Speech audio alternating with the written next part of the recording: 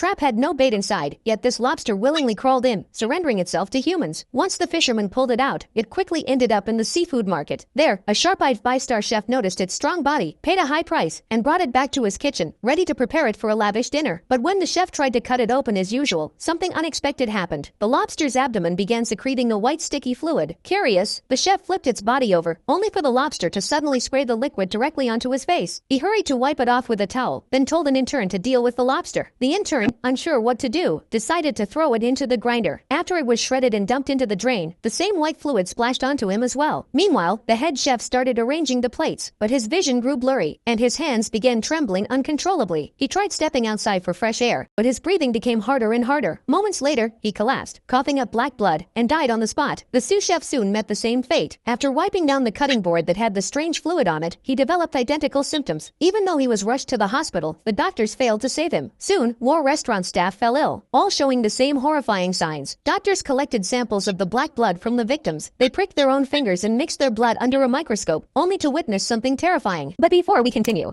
make sure you hit that like button and subscribe if you're new here.